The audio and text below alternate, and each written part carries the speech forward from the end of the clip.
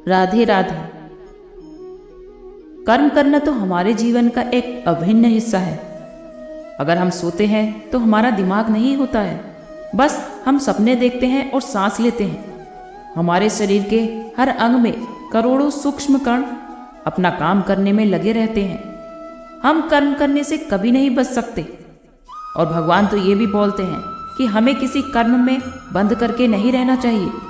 हम जो भी करते हैं यह हमें मान करके करें कि करने वाला मैं नहीं हूँ, बल्कि ये सब करने वाला तो ऊपर वाला भगवान है। मैं तो केवल एक कारण मात्र हूँ। उस काम को मैं नहीं कर रहा हूँ, बल्कि ये तो मेरे द्वारा हो रहा है, मेरे द्वारा कराया जा रहा है। और जब हमारी सोच इस प्रकार की होगी, हमें कभी भी किसी भी बात से कोई दुख नहीं होगा, हमें कभी भी घमंड नहीं होगा। दूसरों के गुलाम रहकर खुश होने की बजाय आज़ाद होकर खुद के दुखों का सामना किया जाना चाहिए। भले ही आपकी जिंदगी में चाहे कितने भी कष्ट हों, लेकिन अगर आप आज़ाद हो तो आप ही वास्तविक हो। भागवत गीता में मनुष्य की गुलामी को मौत से भी बदतर माना गया है। इंसान वैसे किस किस चीज़ का गुलाम नहीं है? अपने दिमाग का गुलाम है, अपने विचारों का गुलाम है। कभी भी किसी इंसान को किसी भी इंसान का गुलाम नहीं रहना चाहिए। भगवान श्री कृष्ण कहते हैं कि इंसान दुखी रहता है तो उसका सबसे बड़ा कारण है मोह। मोह से अज्ञान आता है और जीवन में समस्याएं शुरू होने लगती हैं। महाभारत में धृतराष्ट्र को दुर्योधन से इतना मोह था कि वो अपने पुत्र को गलत काम करने से नहीं रोक पा रहे थे। धृतराष्ट्र को पुत्र मोह की वजह से धर्म और अधर्म का ज्ञान ही नहीं रहा था और अंत में सब कुछ बर्बाद हो गया।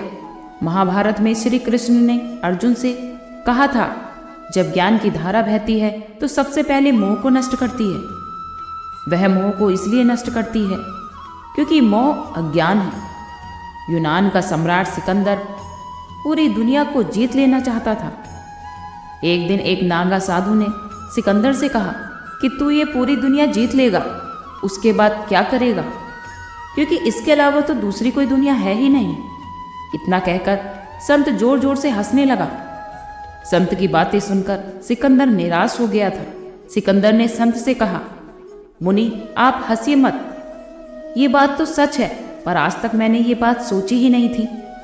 सिकंदर ने अभी दुनिया जीती नहीं थी, लेकिन जीतने के विचार से ही वह निराश हो गया था, क्योंकि दुनिया जीतने के बाद कुछ और मोह नहीं बचेगा।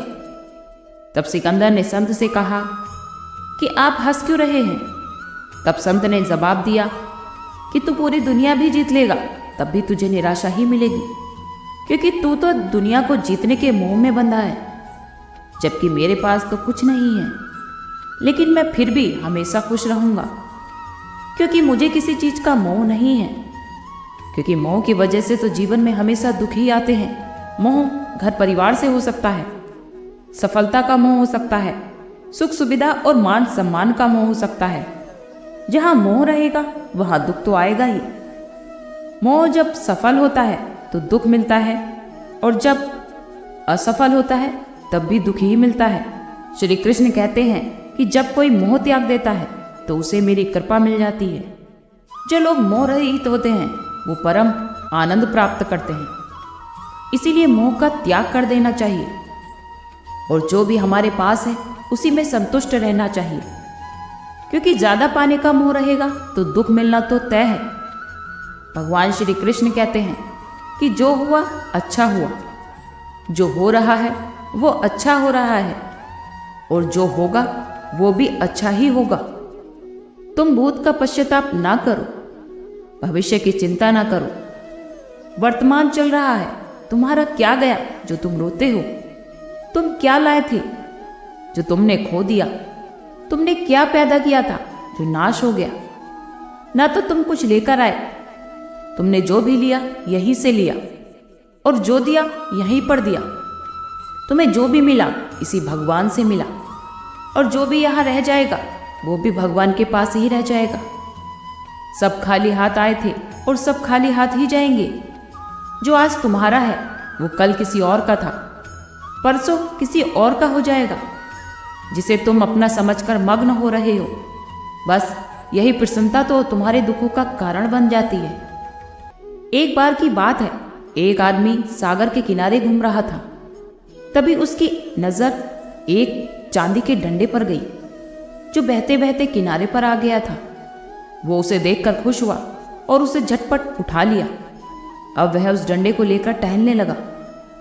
अब धूप ज्यादा हो गई थी, उसे गर्मी लगने लगी तो उसका मन सागर में नहाने का करने लगा।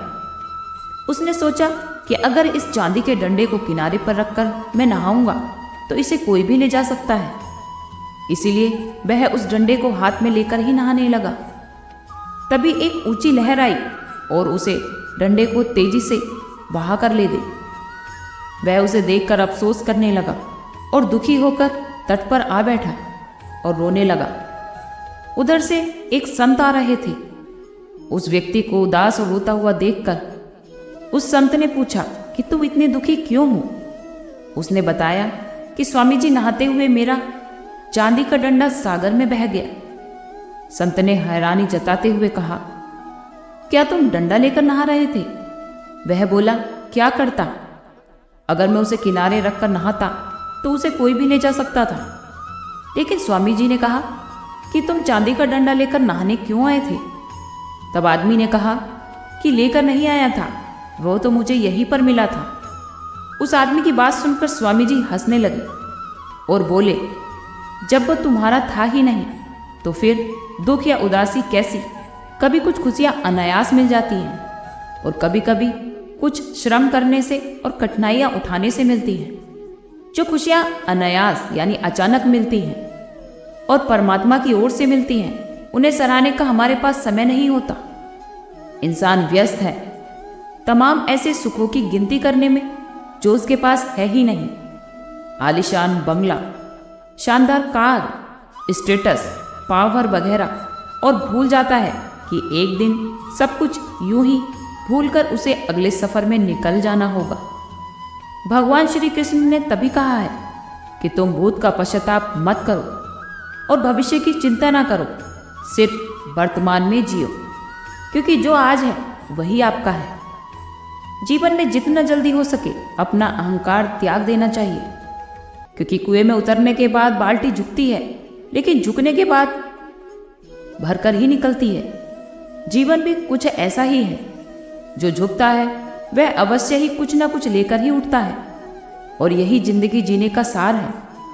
कर्म तेरे अच्छे हैं तो किस्मत तेरी दासी है, नीयत तेरी अच्छी है तो घर में ही मथुरा काशी है। कभी कभी विपरीत परिस्थितियां हमारी वर्तमान स्थिति को अच्छा करने के लिए आती हैं।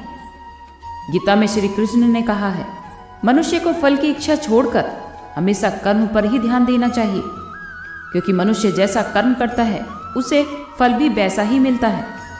इसलिए व्यक्ति को अच्छे कर्म करते रहना चाहिए। हमारा मन ही है जो हमारे दुखों का कारण होता है। ऐसे में श्री कृष्ण ने गीता में कहा है कि जिस व्यक्ति ने अपने मन पर काबू पा लिया, वह मन में पैदा होने वाली बेकार की चिंताओं और इच्छाओं को दूर करता है और साथ ही वह अपने लक्ष्य को भी आसानी से प्राप्त कर लेता है। क्रोध में व्यक्ति अपने मन पर नियंत्रण खो देता है और आवेश में आकर गलत कार्य कर देता है। यहाँ तक कि गुस्से में कभी कभी व्यक्ति खुद का ही अहित कर बैठता है। श्री कृष्ण कहते हैं कि क्रोध को कभी भी खुद पर हावी नहीं होने देना चाहिए। यदि गुस्सा आए तो स्वयं को शांत रखने का प्रयास करना चाहिए। अगर जीवन में कामयाब होना है तो एक बात की गांठ बांध लो, आपका पांव चाहे भले ही फिसल जाए लेकिन जुबान कभी नहीं फिसलनी चाहिए। परिवार को मालिक बनकर नहीं बल्कि माली बनकर संभालना चाहिए, क्योंकि जो ध्यान सबका रखता है पर अधिकार किसी पर नहीं जताता है। श्री कृष्ण कहते हैं कि आलसी व्यक्ति कभी सफल नहीं हो सकते। जिसको जीवन में आराम करना बेहद प्यारा लगता है और मेहनत करना अच्छा नहीं लगता, भला ऐसा व्यक्ति कैसे सफल हो सकता है? इसलिए अगर आप कोई काम करना चाहते हैं तो अभी से अपने आलस को त्याग दीजिए। अपने काम को कभी भी कल पर नहीं टालना चाहिए, क्योंकि ऐसे व्यक्ति समय को महत्वपूर्ण ना समझकर उसे व्यर्थ ही गवा देते हैं और अंत में उसके पास कुछ भी करने के लिए नहीं बचता। गलत तरीके से जीवन जीने के खुशियों के दरवाजे भला कैसे खुलेंगे? दूसरों की जिंदगियों में झांकने से कुछ नहीं मिलने वाला। यकीन मानिए, आपकी जिंदगी में भी ऐसा बहुत कुछ है जो इंतजार कर रहा है कि आप अपनी जिंदगी में झांकें। गीता के अनुसार व्यक्ति को संदेह या फिर संशय की स्थिति में नहीं रहना चाहिए। जो लोग संशय की स्थिति में रहते हैं उनका कभी भला नहीं हो सकता। हमेशा जीवन में एक स्पष्ट नजरिया होना चाहिए।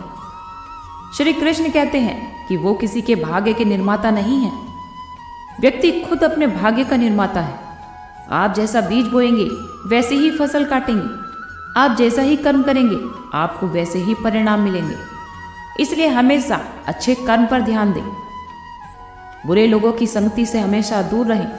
आज के लिए इतना ही, कल फिर मिलते हैं एक नई वीडियो के साथ। खुश रहिए, स्वस्थ रहिए।